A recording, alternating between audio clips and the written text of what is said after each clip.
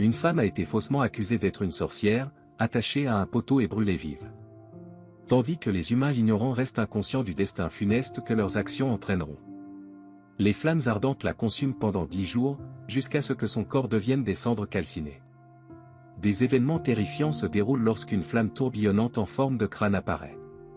Dans sa fureur, il proclame que tous ceux présents aujourd'hui souffriront d'une mort douloureuse dans un an. Ils ignoraient alors que la femme brûlée vive était Lisa, l'épouse du roi des vampires, Dracula. Dans cette époque féodale où la religion dominait, Lisa, une érudite, faisait figure d'exception. Animée par sa soif de connaissances scientifiques avancées, Lisa traverse une frontière jonchée d'os. Pour atteindre un château qui ne se matérialise que la nuit.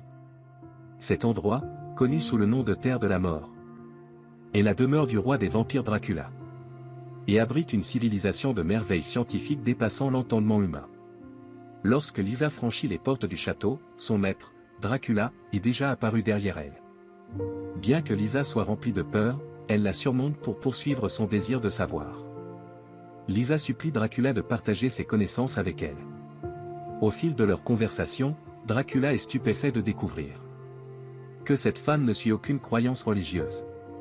En réponse, il montre à Lisa son laboratoire, rempli de divers appareils expérimentaux. Lisa est ravie, sachant que ces technologies avancées amélioreraient grandement la vie humaine.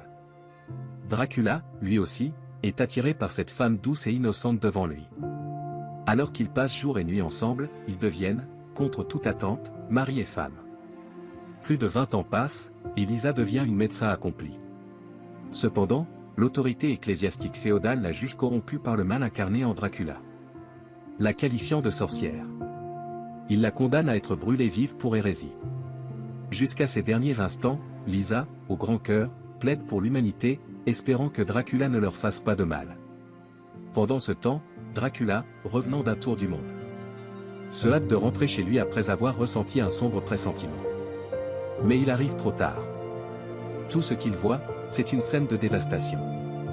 Une femme s'approche avec des fleurs à la main, elle avait autrefois été aidée par Lisa. Et elle informe Dracula des événements tragiques. 2 larmes de sang coulent sur le visage de Dracula. À l'instant suivant, des flammes embrassent son corps, se transformant en un brasier gigantesque qui s'élève jusqu'au ciel.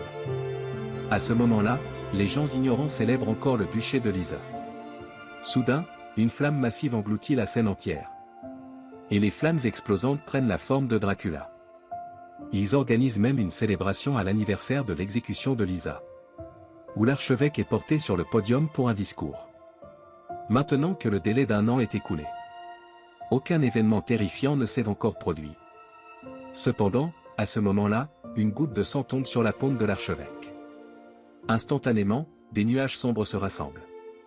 Et une pluie de sang commence à tomber sans fin. Innombrables embryons démoniaques descendent, témoins de cette scène horrifique, les humains sont terrifiés au-delà de toute mesure. L'archevêque est empalé par des éclats de verre à travers sa poitrine, suivi par une énorme explosion de l'église. Les flammes s'élèvent une fois de plus pour prendre la forme de Dracula. Dracula accorde à l'humanité un sursis d'1 an, espérant qu'ils se repentiront de leurs péchés, mais il célèbre l'anniversaire de la mort de Lisa. Dracula proclame que c'est leur jour de mort. Les flammes engloutissent la ville entière en un instant, simultanément, une ville démoniaque terrifiante émerge lentement des flammes. Les fenêtres de la ville démoniaque s'ouvrent brusquement, et des hordes de démons en sortent, se lançant dans un massacre de ces humains fous. D'innombrables chauves-souris forment à nouveau la ressemblance de Dracula, il commande à son armée de démons, de lancer une attaque sur tous les pays de la Wallachie. Il veut que chaque être humain sur cette terre paie le prix de sa vie. À partir de ce moment, chaque nuit, les démons déchaînent un carnage sur cette terre, ne partant que lorsque le jour se lève. Les corps des humains qui meurent chaque jour s'empilent comme des montagnes, cependant, dans cette terre de mort, elle attire un homme mystérieux. Le nom de cet homme était Ralph, le dernier membre du clan Belmondo, dédié à la chasse aux démons. En arrivant en ville, Ralph voit un prêtre battre un vieil homme. Le vieil homme est Giovanni, le patriarche du clan Belnade, expert en magie et en prophétie. Le clan Belnade est les véritables envoyés de la justice. Le nouvel archevêque, pour éviter la responsabilité, les accuse faussement d'avoir invoqué Dracula pour massacrer l'humanité, et ordonne leur expulsion avant le coucher du soleil, où ils seraient exterminés. Voyant cela, Ralph désarme le prêtre, un autre prêtre sort un poignard et tente de le tuer. Ralph soupire, en tant que prêtre, porter une arme aussi meurtrière sur soi. Cependant, après un seul tour, Ralph les repousse. Ensuite, Ralph suit Giovanni jusqu'à leur bastion. Giovanni révèle à Ralph la raison pour laquelle il reste ici. Il s'avère que dans le clan Belnade, il y a toujours eu une prophétie, d'un héros élu, endormi dans le château souterrain de Greuzy. Lorsque l'obscurité engloutira cette terre, ce sera le moment de son réveil. La petite fille de Giovanni, Sifa, a cherché ce héros, mais son emplacement reste inconnu. En entendant cela, Ralph exprime sa volonté de prêter main forte. Suivant les indices, Ralph arrive dans un cimetière abandonné. Bien qu'il soit suffisamment prudent, il tombe dans un piège. Pourtant, avec son agilité, il en sort indemne. Là, il trouve Sifa, qui s'est déjà transformé en statue de pierre, avec un énorme démon qui est apparu aussi. Un géant a un œil avec des capacités de pétrification. Quiconque frappé par les rayons de son œil se transformerait en statue. Cependant, en tant que chasseur de démons, Ralph n'y prête pas attention. Après la bataille, avec la mort du géant à un œil, Sifa retrouve enfin sa forme originale. Ralph a tenu ses promesses et a sauvé Sifa, cependant, juste au moment où tout le monde célébrait, l'armée démoniaque de Dracula lance une nouvelle attaque, des démons assoiffés de sang et cruels descendant du ciel. Cette scène horrifiante a causé une panique massive parmi la foule non préparée. De l'autre côté, le prêtre qui avait faussement accusé Lisa est maintenant devenu le nouvel archevêque, atteignant enfin le pouvoir convoité. Soudain, une aura sombre et grise remplit tout l'espace, dans l'église faiblement éclairée, des invités non invités se sont infiltrés. Dracula avait possédé un démon terrifiant, et aujourd'hui, il avait l'intention de juger le cerveau derrière le meurtre de sa femme. Pendant ce temps, Ralph dirige un groupe de chasseurs de démons qui résistent courageusement. Ils enduisent leurs armes de sel, un outil crucial contre les démons, tandis que le prêtre prépare de grandes quantités d'eau bénite. Cependant, avant que tout le monde puisse se préparer entièrement, des démons assoiffés de sang et terrifiants émergent des flammes. Sifa, en tant que magicienne du clan Belnade, commence immédiatement à incanter des sorts, invoquant deux énormes murs de glace qui piègent les démons à l'intérieur. Les chasseurs de démons lancent leurs attaques, tandis que Sifa continue de libérer sa magie, annihilant rapidement les démons dans la zone. À ce moment-là, le démon une fois possédé par Dracula s'élance directement sur Ralph et Sifa, les prenant par surprise. Dans un moment critique, Sifa invoque des pics de glace du sol, scellant le démon. Ralph saisit l'opportunité, brandissant son fouet sacré pour frapper, et le démon, autrefois redoutable, explose au contact. Cependant, l'énorme explosion fait s'effondrer le sol, et les deux se retrouvent à tomber dans une chambre souterraine. Mais ce que personne n'aurait pu anticiper, c'était que sous la ville, reposait un immense et majestueux palais souterrain. Ralph déclenche accidentellement un mécanisme, et le couvercle d'un cercueil s'ouvre avec un bruit. Un homme remarquablement beau et mystérieux, flottant hors du cercueil, portant une cicatrice massive sur son corps parfait. Avec la perception extraordinaire de Sifa, elle le reconnaît immédiatement comme le héros choisi de la prophétie. Elle explique rapidement la situation actuelle à l'homme. Lentement, l'homme relève la tête et, sous son apparence exceptionnellement belle, il révèle une paire de crocs acérés. Ralph sent immédiatement que quelque chose clochait, réalisant que l'homme en face de lui était un vampire. En tant que membre du clan Belmondo, détruire les vampires était son devoir inné. Ainsi, Ralph dégaina immédiatement son arme et entra en mode combat, tandis que l'homme invoquait une longue épée. Les deux s'engagèrent dans une bataille féroce, et pendant un moment, la victoire semblait incertaine, mais la vitesse de l'homme était incroyablement rapide, et Ralph se retrouva progressivement désavantagé. Saisissant l'occasion, l'homme lança une attaque suivante, brisant l'épée de Ralph d'un seul coup, mais Ralph infligea également une profonde blessure à la poitrine de l'homme. Enragé, l'homme laissa tomber sa longue épée, prêt à déchirer la gorge de Ralph avec ses crocs. Juste au moment où les deux étaient dans une impasse, Sifa intervint pour les arrêter. L'homme découvrit que Sifa était une magicienne du clan Belnade et épargna Ralph. Il s'avéra qu'il s'agissait d'Alucard, le fils de Dracula, le roi des vampires. Il y a un an, Alucard avait subi de graves blessures en tentant d'arrêter son père et avait été scellé. De nos jours, le destin a réuni les trois individus mentionnés dans la prophétie, et désormais, ils feront tout ce qu'ils peuvent pour empêcher Dracula de détruire le monde. Cependant, ce qu'ils ne savent pas, c'est que Dracula a déjà rassemblé les seigneurs vampires de tout le continent, chacun assoiffé de sang et cruel, incroyablement puissant. Le véritable jour de la destruction a officiellement commencé. Pendant ce temps, Isaac se fouette tous les jours, ne s'arrêtant pas tant que sa peau n'est pas ouverte. Car c'est uniquement par cela qu'il reste constamment rappelé de la souffrance qu'il a endurée. Isaac était à l'origine un esclave, acheté par un chevalier saint, mais il ignorait que le chevalier saint était un sadique, le torturant sans relâche malgré le travail incessant d'Isaac. Un jour, Isaac ne put plus supporter, et la colère et la douleur infinie le firent exploser. Alors, il exerça toute sa force pour tuer le chevalier saint, et à partir de ce moment-là, il haïssait tous les humains, traçant une ligne claire entre lui et eux. Jusqu'à ce que Dracula le retrouve à nouveau. Dracula espérait exploiter le pouvoir d'Isaac pour l'aider à éradiquer l'humanité, car Dracula avait un jour sauvé Isaac et lui avait accordé suffisamment de confiance et de respect. Sans hésitation, Isaac accepta immédiatement la demande de Dracula et jura fidélité à Dracula jusqu'à la fin de sa vie. Isaac et un autre homme nommé Hector, tous deux maîtres forgerons de démons, possédaient la rare capacité de ressusciter et de forger des vies décédées en démons. De cette manière, Dracula pourrait avoir un approvisionnement infini de soldats démoniaques. Bien qu'ils fussent humains, Isaac et Hector étaient les confidents les plus fidèles de Dracula. Pendant ce temps, le seigneur vampire Edwin s'opposait aux actions de Dracula. Il croyait que si tous les humains étaient éradiqués, il perdrait le plaisir de consommer du sang frais et serait forcé de se nourrir du sang de porc à la place. Mais Dracula, consumé par les flammes de la vengeance, ne pouvait tolérer aucune remise en question. Face à la puissance écrasante du roi des vampires, Edwin n'osa pas résister.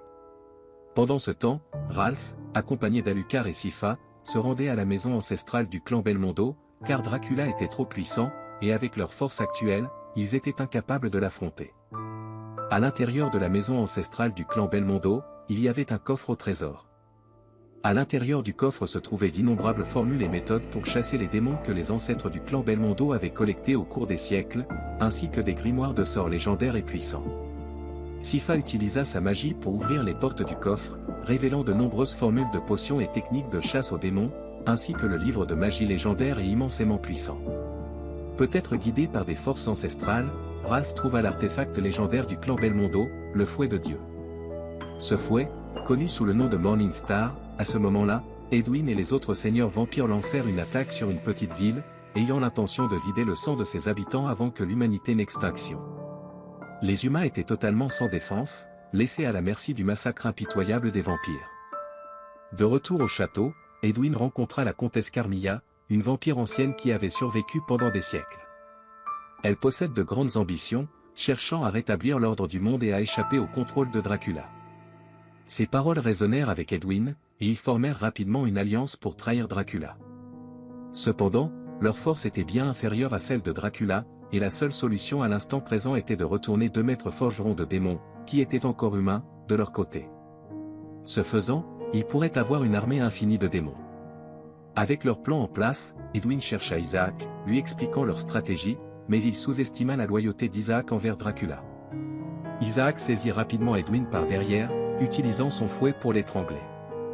Finalement, il plongea sans pitié son arme dans le cœur d'Edwin, mettant fin à sa vie.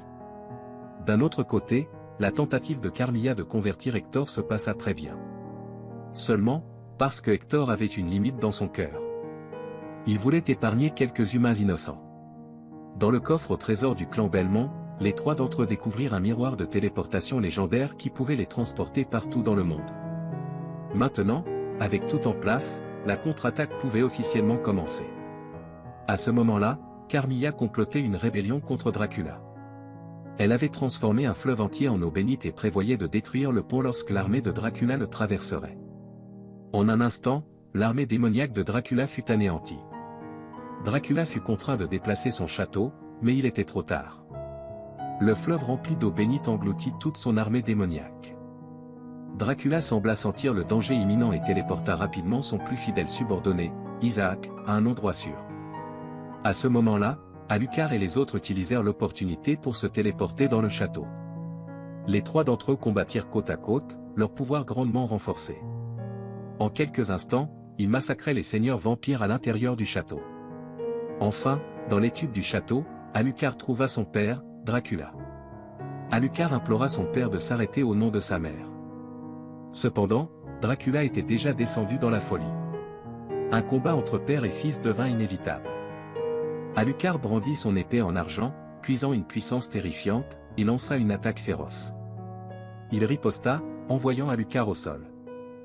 Voyant cela, Ralph se précipita à son secours, mais fut également frappé par Dracula, crachant du sang.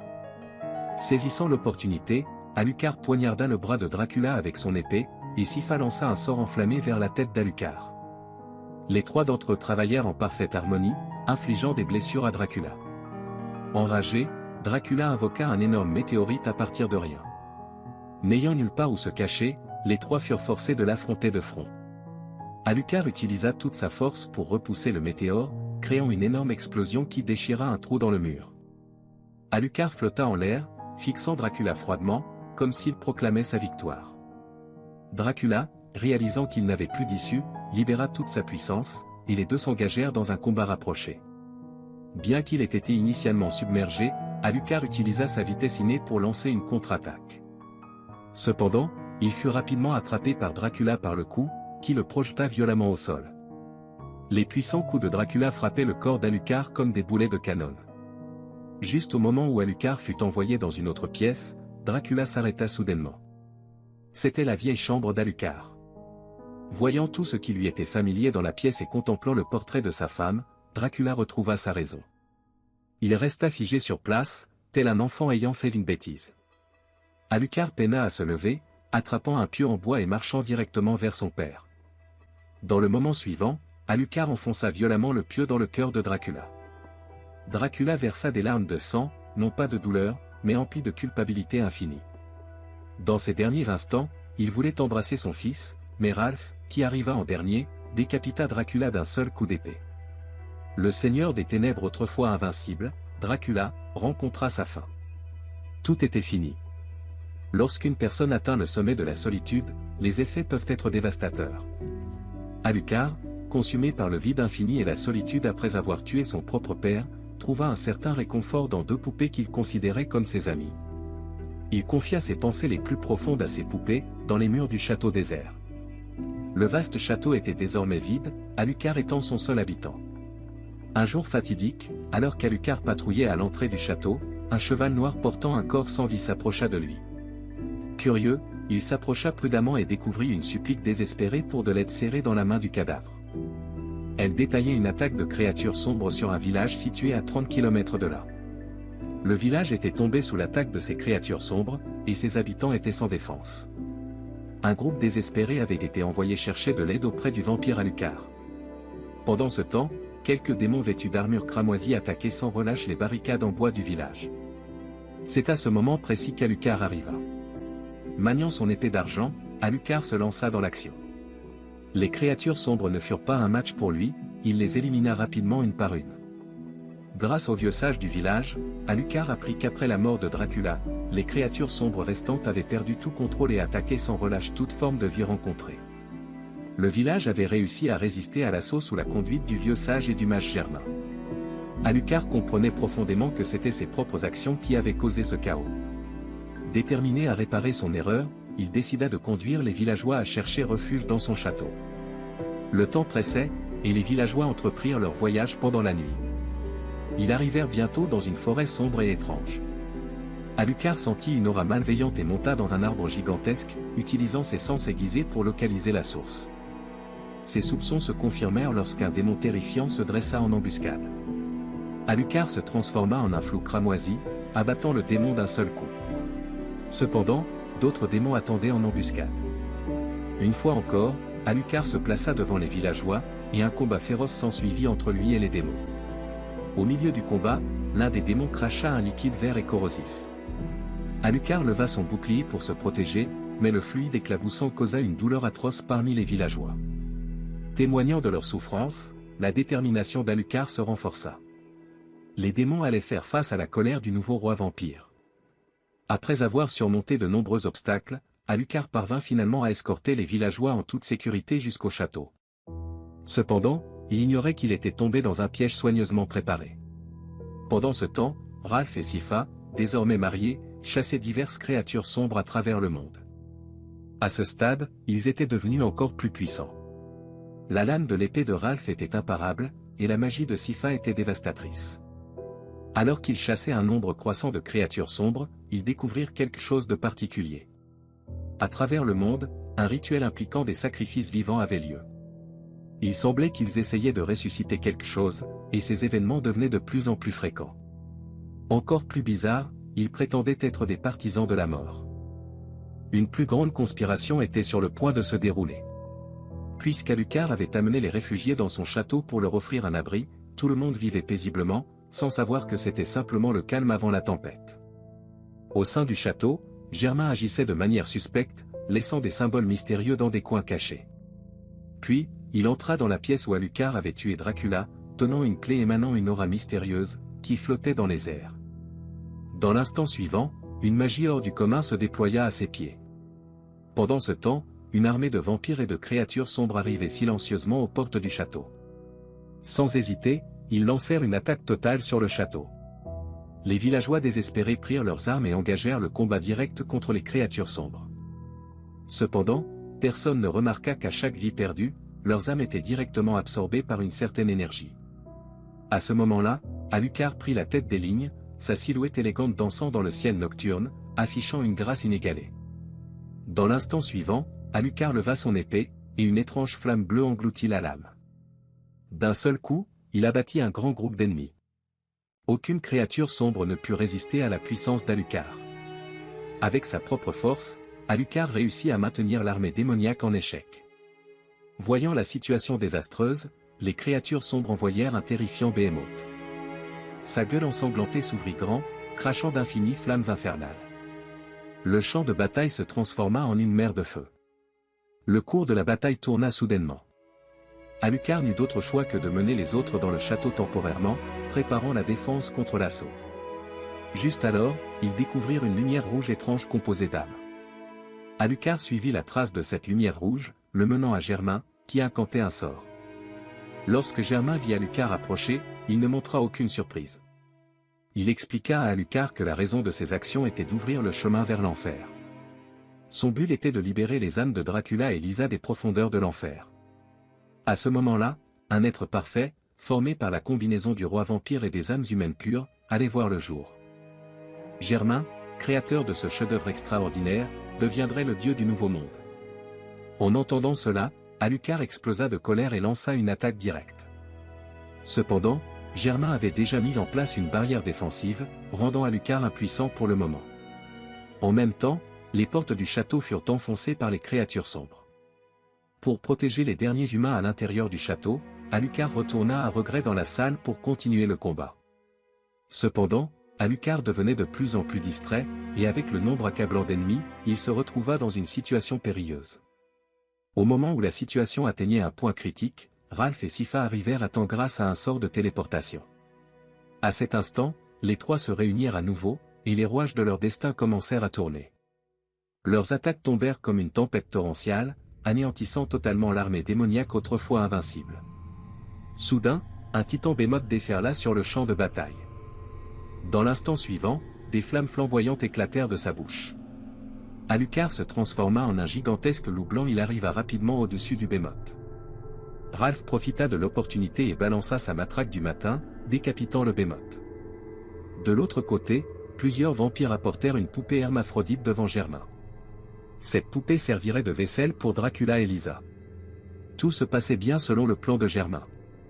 Juste à ce moment-là, l'un des vampires dit soudainement à Germain, « Les humains sont tellement facilement trompés. » Dans l'instant suivant, à la stupéfaction de Germain, le vampire révéla progressivement sa véritable forme.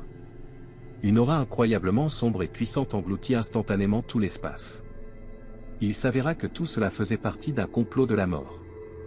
En raison de l'identité unique de la mort, il ne pouvait pas modifier les règles de la vie et de la mort. Ainsi, il manipula Germain, l'incitant à ressusciter Dracula. Une fois ressuscité, Dracula serait sous son contrôle, et il déchaînerait un massacre sans précédent sur le monde. D'innombrables âmes deviendraient sa nourriture. Il transcenderait toutes les règles et deviendrait le maître du monde. À ce moment-là, Germain était complètement impuissant à résister, forcé de se conformer aux exigences de la mort, ouvrant complètement le chemin vers l'enfer. En même temps, Alucard et les trois autres se dirigeaient rapidement vers Germain. Alucard ne permettrait jamais à quiconque de perturber la paix de ses parents. Mais le faucheur ne leur faciliterait pas la tâche pour atteindre leur destination. Il avait déjà envoyé ses sbires pour les intercepter en chemin, et sans hésitation, ils lancèrent une attaque directe. Au début, Alucard et ses compagnons furent pris par surprise, mais heureusement, leurs efforts coordonnés inversèrent la tendance. Ensuite, il ne resta plus qu'un mystérieux seigneur vampire. Cependant, ce vampire était incroyablement puissant, et les flammes de Sypha n'avaient aucun effet sur lui. Il se débrouillait seul contre les 3 d'entre eux. Les 2 camps luttaient férocement, rendant difficile de déterminer l'issue. Dans le chaos du combat, Ralph coupa le bras droit du seigneur vampire avec son fouet. Furieux, le vampire se dota d'elle et se lança dans une frénésie totale. Voyant cela, les 3 attaquèrent ensemble avec leur plus grande force, mettant fin au puissant vampire. Après avoir surmonté d'innombrables difficultés, ils arrivèrent enfin à destination. Cependant, une barrière bloquait leur chemin. À ce moment-là, Ralph reconnut immédiatement le faucheur devant eux. Il révéla d'urgence la véritable identité du faucheur à Alucard. Pendant ce temps, Germain avait trouvé les âmes de Dracula et de sa femme. Le rituel commença. En contemplant le chef-d'œuvre parfait qui se trouvait devant eux, la mort fut submergée d'excitation. Son vœu de toute une vie était sur le point de se réaliser. Profitant de la distraction de la mort, Germain utilisa immédiatement le reste de son énergie magique pour séparer la mort de la poupée. Juste à ce moment-là, Ralph prit une décision rapide. Il sauta haut dans les airs et lança son épée sacrée. Chargée d'eau bénite, l'épée traversa directement le corps de la poupée. L'énergie immense déjà instable se transforma en une explosion massive. Le plan fut détruit, et la mort fut remplie de colère. La terrible explosion d'énergie fendit le château en 2, créant une onde de choc qui forma une rafale de vent. Cela empêcha Alucard et Sypha d'atteindre Ralph. Voyant cela, Ralph resta remarquablement calme et fit ses adieux à sa bien-aimée avant de se tourner pour partir. Face au faucheur, terriblement puissant, Ralph ne ressentait aucune peur dans son cœur. Même s'il savait qu'il ne pouvait pas vaincre son adversaire, il devait accomplir son devoir et son destin en tant que chasseur de monstres. Dans l'instant suivant, Ralph balança résolument sa matraque du matin. Cependant, l'attaque, imprégnée de puissance divine, n'eut aucun effet sur le faucheur. Le faucheur balança sa faux, et d'une force immense, fendit la terre en 2. Ralph n'eut d'autre choix que d'esquiver et d'attendre une occasion pour contre-attaquer. Soudain, le faucheur agita son bras, et la force colossale envoya Ralph voler. D'un seul coup, le faucheur brisa presque la moitié des os du bras de Ralph. Mais même avec des blessures graves, Ralph ne se laissa pas décourager. Il se releva une nouvelle fois. La mort décida de mettre fin à cette farce une fois pour toutes, déclarant officiellement la mort de Ralph. Cependant, dans l'instant suivant, Ralph, utilisant son corps meurtri, brandit à nouveau sa matraque du matin. Les flammes éclatantes du soleil enveloppèrent le fouet. Ralph balança la matraque du matin comme un fou, les attaques tombant sur la mort comme une tempête. Même la puissante mort se retrouva à crier de douleur sous cet éclat de puissance soudain. Profitant de l'occasion, Ralph tira une épée courte, plaçant un joyau dans sa rainure. Dans l'instant suivant, l'épée courte émit une lumière divine multicolore. Il s'agissait d'un artefact divin lié par un contrat avec Dieu. À ce moment-là, la lumière radieuse de la justice dissipa complètement les ténèbres. 2 semaines passèrent en un clin d'œil. Les humains survivants commencèrent à nettoyer les débris, et Alucard partagea les connaissances collectées par le clan Belmondo, ainsi que toutes les réalisations de recherche dans son château avec les survivants. Pendant ce temps, Alucard découvrit que Sypha se préparait à partir sans dire au revoir. Il persuada Sypha de rester, car il prévoyait de fonder une ville qui abriterait les humains. La ville porterait le nom de famille de Ralph, Belmondo. Juste à ce moment-là, une silhouette mystérieuse s'approcha du château, et à la grande surprise de tous, le visage sous la cape s'avéra être celui de Ralph. Il s'avérait qu'au dernier moment de l'explosion de l'artefact, Germain, mourant, utilisa son dernier souffle pour jeter un sort qui transporta Ralph dans un endroit lointain. Bien que gravement blessé et au bord de la mort, Ralph, poussé par une détermination étonnante, parvint à soutenir son corps brisé et retrouva son chemin vers ses compagnons. Par une nuit pluvieuse, un couple se précipita à la recherche d'un abri dans une auberge.